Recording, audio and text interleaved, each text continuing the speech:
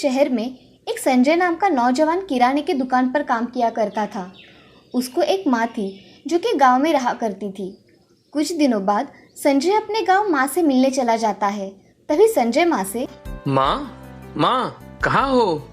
संजय आओ ना, कैसे हो मेरे बच्चे? कितने दिनों बाद आए हो। तुम्हें माँ की अब याद आई? नहीं माँ, ऐसी कोई बात नहीं, थोड़ा काम ज्यादा था इसलिए नहीं आ पाया। अब देखो तुम्हारी याद मुझे जैसी आई तुमसे मिलने चला आया। हाँ मेरे बच्चे, चलो तुम हाथ मुंह धो लो, मैं खाना बनाती हूँ। संजय की माँ खाना बनाने के लिए चली जाती है और संजय हाथ मुंह धोकर खाना खाने बैठ जाता है।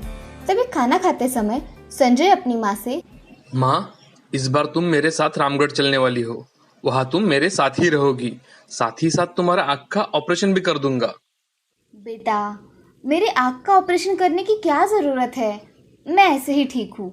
माँ, मैं कुछ नहीं सुनूंगा, तुम बस मेरे साथ चलने वाली हो। मुझे तुम्हारी बहुत याद आती है माँ। ठीक है बेटा, जैसा तुम ठीक समझो।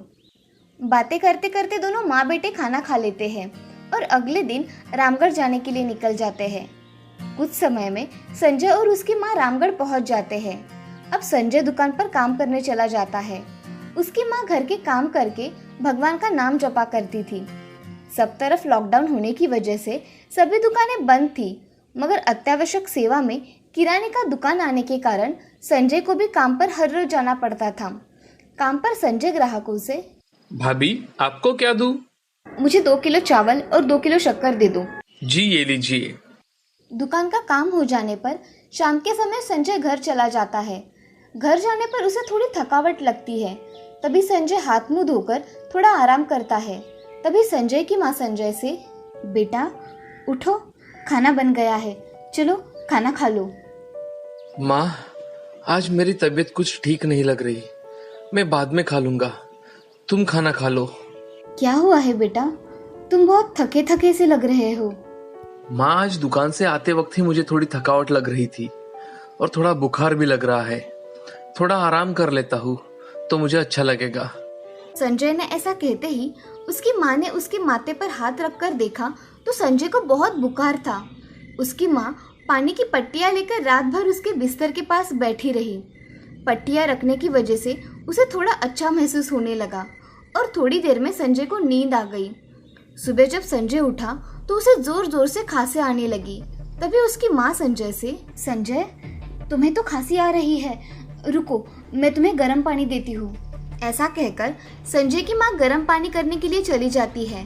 तभी संजय अपनी माँ से, माँ, मुझे अजीब सा लग रहा है माँ, मुझे सांस लेने में भी तकलीफ हो रही है, मुझे अस्पताल लेकर चलो माँ। हाँ बेटा, मैं किसी को बुला कर लाती हूँ, फिर हम अस्पताल में जाएंगे।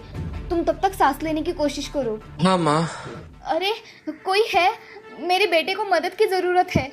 संजय की माँ पड़ोसियों को आवाज लगाती है मगर कोई नहीं आता। तभी उसकी मदद करने के लिए संजय का दोस्त राघव आ जाता है। तभी राघव माँ से, माँ जी क्या हुआ, आप ऐसे मदद के लिए चिल्ला क्यों रही है? मेरे बेटे संजय को अस्पताल में लेकर जाना है, कृपया मेरी मदद करो। चलो माँ जी, मैं आपकी मदद करता हूँ। राघव अब संजय की माँ के साथ उसके घर चला जाता है। इधर संजय को सांस लेने में बहुत तकलीफ हो रही थी। ये सब देख राघव माँ जी से, माँ जी मैं कोई ऑटो मिलता है क्या देखता हूँ, मैं अभी आया। ऐसा कहकर राघव घर से बाहर कोई मिलता है क्या इस खोज में बाहर निकल गया। मगर उसके बहुत प्रयास के बाद भी एक भी गाड़ी उसके पास नहीं रुकी, ना ही कोई ऑटो उसे मिली। वो बहुत निराश हो गया। उसे उसके सामने एक रेडी दिखाई दी जिसकी गाड़ी पूरी खाली थी, क्योंकि लॉकडाउन की वजह से कोई धंधा शुरू नहीं था। अब राघव मन ही मन सोचकर वह रेडी घर के पास लेकर चला जाता है और माँ जी को आवाज लगाता है, माँ जी चलिए। उसकी आवाज सुनकर माँ जी बाहर आ जाती है। तभी राघव घर में जाकर संजय को उठाकर रेडी पर लेटा देता है और उसे अस्पताल ले जाने के लिए निकलता है। उसकी ये मदद देख संजय की माँ के आंखों में आंसू आ जाते हैं। वो जैसे तैसे अस्पताल में पहुंच जाते हैं और वहाँ लगी भीड़ देख राघव, अरे हटिए, इमरजेंसी है, हमें अंदर पहुंचना है, आवश्यक है। ये सब बातें अस्पताल का वार्ड बॉय सुन रहा था। तभी वार्ड बॉय राघव से, अरे लाइन में चलो भाई, यहाँ सब लोग लाइन से आए हैं, कब से नंबर लगाए हुए हैं पता है? वार्ड बॉय के सामने संजय की माँ हाथ जोड़ती है और कहती है कि बेटा, मेरे बेटे को सांस लेने में तकलीफ हो रही है, उसे डॉक्टर को दिखाना है, कृपा करके हमें अंदर जाने दो। अरे माँ जी, तुम्हारे बेटे को तो कोरोना के लक्षण हैं, इसे जल्द ही इलाज की जरूरत है, नहीं तो इसके जैसे कई तड़प तड़प के मरते हुए मैंने देखे हैं। भैया कुछ कीजिए ना, हम बड़ी दूर से आए हैं, प्लीज भैया। ये सब सुन संजय की माँ फूट फूट के रोने लगी। वो अपने बेटे के पास जाकर रोने लगी। तभी वहाँ से डॉक्टर अस्पताल में जा रहे थे। तभी संजय की माँ डॉक्टर को देखकर उनके पास चली जाती है और डॉक्टर साहब, मेरे बच्चे को बचा लीजिए, उसे सांस लेने में तकलीफ हो रही है, मैं आपके पैर पड़ती हूँ। अरे माँ जी, आप पैर मत पड़िए, कहाँ है आपका बेटा? वो वहाँ है डॉक्टर साहब, मेरे बच्चे को बचा लीजिए डॉक्टर साहब। माँ जी, हमें इन्हें ऑक्सीजन लगाना होगा, अस्पताल में तो ऑक्सीजन सिलेंडर उपलब्ध नहीं है, आप बाहर से मंगवा लीजिए। साहब, ये ऑक्सीजन सिलेंडर कहाँ मिलेगा? मेडिकल में मिल जाएगा, आप जाकर देखिए। जी मैं लेकर आता हूँ, तब तक आप इनका इलाज शुरू कीजिए डॉक्टर साहब। ऐसा कहकर राघव वहां से चला जाता है। तभी थोड़ी देर में डॉक्टर संजय को अस्पताल में भर्ती करवा लेते हैं, मगर ऑक्सीजन ना होने के कारण उसकी हालत खराब हो रही थी। ये सब देख उसकी माँ संजय से, संजय उठो ना, तुम्हें कुछ नहीं होगा। ऐसा कहते ही उसकी माँ फूट फूट कर रोने लगी और भगवान से, हे भगवान, मेरे बच्चे को बचा लो, मैंने आज तक तुमसे कुछ नहीं मांगा, मुझे मेरा बच्चा लौटा दो। ऐसा कह के संजय की माँ बहुत रोने लगी और मन ही मन भगवान का नाम जपने लगी। इधर राघव बहुत सारे मेडिकल में जाता है, मगर उसे किसी भी मेडिकल में ऑक्सीजन सिलेंडर नहीं मिलता। ये सब देख राघव बहुत निराश हो जाता है और अस्पताल जाने के लिए निकलता है। तभी मन ही मन राघव भी भगवान का नाम लेता है और थोड़ी ही देर में संजय की सांसें थोड़ी कम होने लगी। तभी उसकी माँ संजय से, उठो ना संजय, मेरे बच्चे, तुझे कुछ नहीं होगा, भगवान मेरे बच्चे को बचा ले। अरे उठ ना संजय, मैं कैसे रह पाऊंगी तेरे सिवा। ऐसा संजय की माँ कह रही थी। तभी उसके पास एक नौजवान लड़का आया और संजय की माँ से, माँ जी ये लीजिए, मेरे पास ऑक्सीजन सिलेंडर है, मैंने मेरे पिताजी के लिए लेकर आया था, मगर उनको इसकी जरूरत ही नहीं पड़ी। उस लड़के की आंख से आंसू बह रहे थे और वो एक इंसानियत के नाते उसका काम करने आया था। आज संजय की माँ को वो एक भगवान के रूप में दिखाई दिया। संजय की माँ उस लड़के से, बेटा तुम मेरे लिए भगवान हो, मैं तुम्हारा धन्यवाद कैसे करूं, ये मुझे समझ में नहीं आ रहा। माँ जी, आप मेरे माँ समान हैं, आप मेरे सामने हाथ मत जोड़िए, मैंने अपने पिताजी को खोया है, आपके बेटे के लिए मेरी कोई मदद हो सके तो इससे अच्छा क्या होगा। मैं चलता हूँ माँ जी। ऐसा कहकर वो लड़का वहाँ से चला गया। अब कंपाउंडर ने आकर वो ऑक्सीजन सिलेंडर संजय को लगाया। तभी उसने आंखें खोली और संजय की माँ के जान में जान आ गई। संजय की माँ ने मन ही मन फिर से एक बार उस लड़के का धन्यवाद किया। तभी थोड़ी ही देर बाद राघव वहाँ आ जाता है और देखता है कि संजय को ऑक्सीजन सिलेंडर लगाया हुआ है। ये सब देख राघव माँ जी से, माँ जी ये ऑक्सीजन सिलेंडर कहाँ से मिला, बाहर तो कहीं नहीं मिल रहा था। आज मेरे संजय को भगवान बचाने आए थे, उन्हीं की कृपा से सब हुआ है। समय पर एक नौजवान लड़के ने आकर मेरी मदद की, इसीलिए मेरे संजय की जान बच सकी। मैं उस लड़के का एहसान जिंदगी भर नहीं भूलूंगी। ये सब सुन राघव भी चकित रह गया और राघव ने माँ जी के साथ रुककर अपने दोस्त की मदद की और इस कोरोना के जंग में संजय की माँ का साथ दिया। दोस्तों, ये कठिन परिस्थिति भारत में हो रही है, लेकिन हमें इस मुश्किल घड़ी में हारना नहीं है।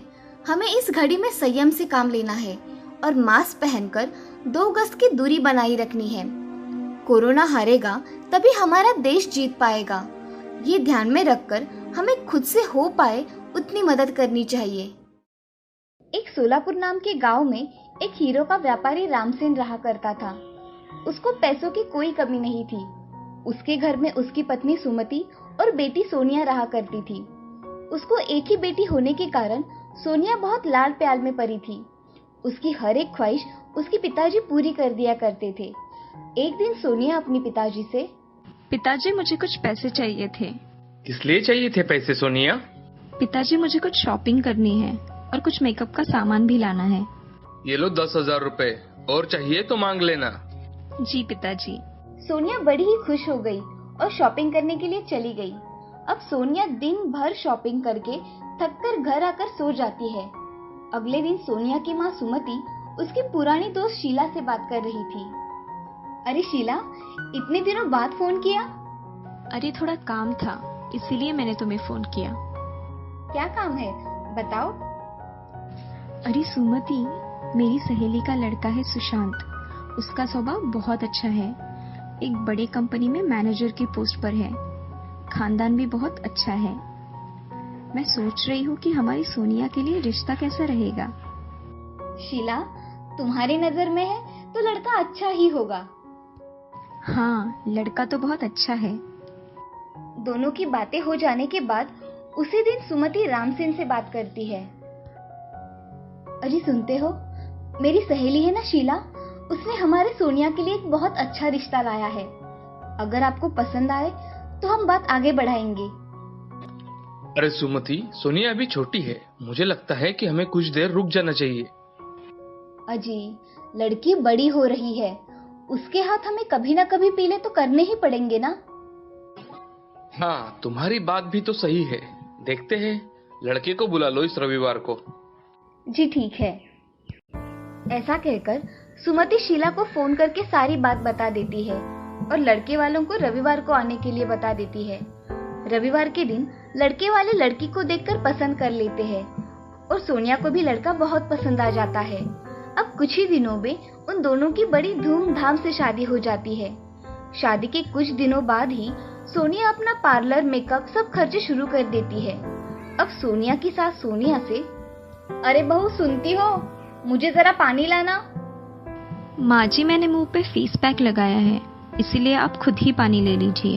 अरे बहू, तुम्हारे माँ पिताजी ने तुम्हें बड़ों का आदर करना कुछ सिखाया है या नहीं? आप ले लीजिए ना माँ जी, मैं थोड़ी बिजी हूँ। हाँ हाँ, तुम्हें तो बड़े काम है।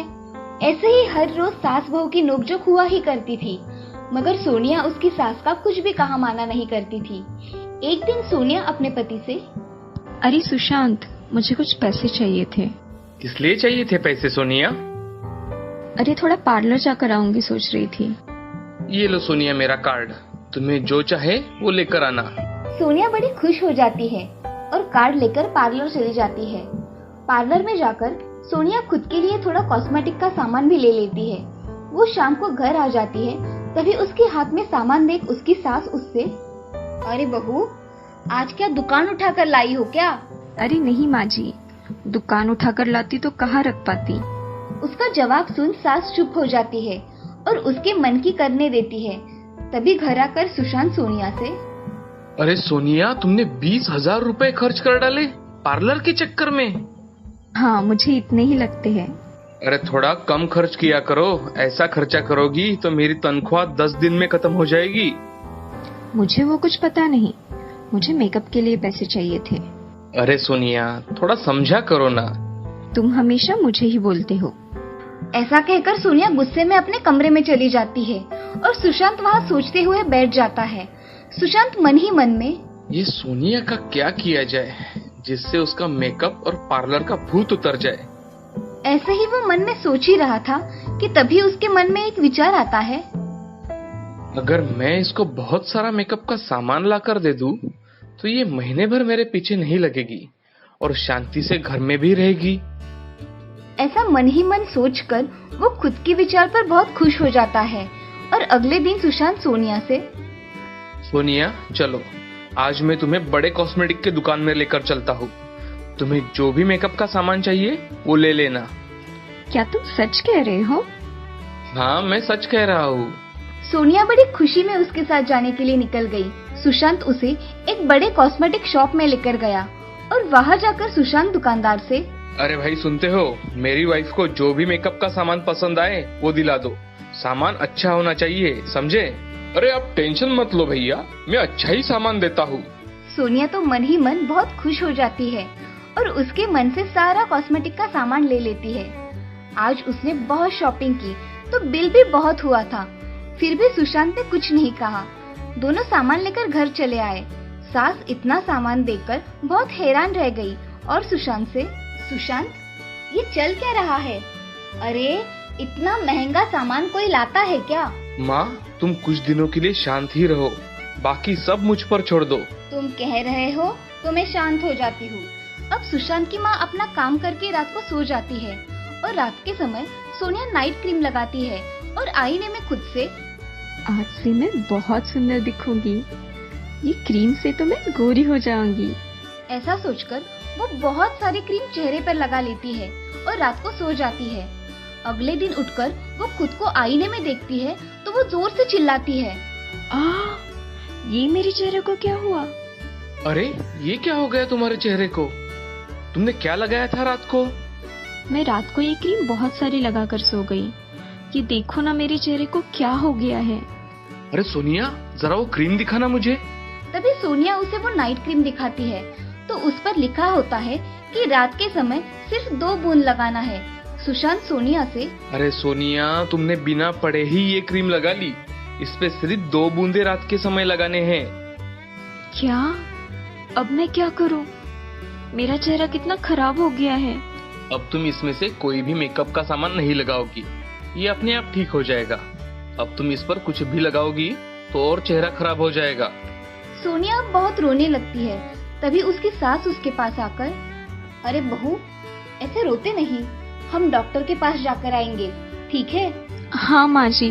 ऐसा कहकर तीनों डॉक्टर के पास चले जाते हैं। डॉक्टर उसे चेक करके उसको लगाने के लिए एक क्रीम देते हैं और बोलते हैं, देखिए सोनिया जी, आपकी स्किन के ऊपर कॉस्मेटिक का बहुत सारा असर हुआ है, इसलिए आज से आपको कोई भी कॉस्मेटिक नहीं लगाना है। और अगर आपने लगाया तो आपकी स्किन हमेशा के लिए खराब हो जाएगी। नहीं डॉक्टर, मैं आज से कोई भी कॉस्मेटिक क्रीम नहीं लगाऊंगी। मगर मेरी स्किन अच्छी तो हो जाएगी ना? हाँ, अब ये 5 ml ही लगाना, समझी? कौन सी भी चीज ज्यादा अच्छी नहीं होती। जी डॉक्टर। सोनिया अपने परिवार के साथ घर आ जाती है और घर आकर सुशांत और सास से, माँ जी मुझे माफ कर दीजिए, मैंने आपसे बड़ी बदतमीजी से बात की। अरे नहीं बहू, माफी मत मांगो, तुम्हें समझ आया यही बहुत है मेरे लिए। और सुशांत, तुम भी मुझे माफ कर दो, मैंने तुम्हारे बहुत सारे पैसे ऐसे ही खर्च कर दिए। आज मुझे समझ में आया कॉस्मेटिक के साइड इफेक्ट भी होते हैं। आज से मैं कभी भी मेकअप नहीं करूंगी। सोनिया, तुम्हें समझ आ गया, यही बहुत है हमारे लिए। चलो अब खाना खाते हैं। अब सारे घर में बैठकर खुशी खुशी खाना खाते हैं और उस दिन से सोनिया ने कभी भी मेकअप नहीं किया और उसका मेकअप का भूत तो अपने आप ही उतर गया। इस कहानी से हमें ये सीख मिलती है कि जिंदगी में किसी भी चीज़ का इस्तेमाल ज़्यादा नहीं होना चाहिए, नहीं तो उसके परिणाम बहुत बुरे होते हैं। तन की सुंदरता से भी ज़्यादा मन की सुंदरता अधिक होती है, इसीलिए अच्छे विचार करके आचरण में लाने चाहिए।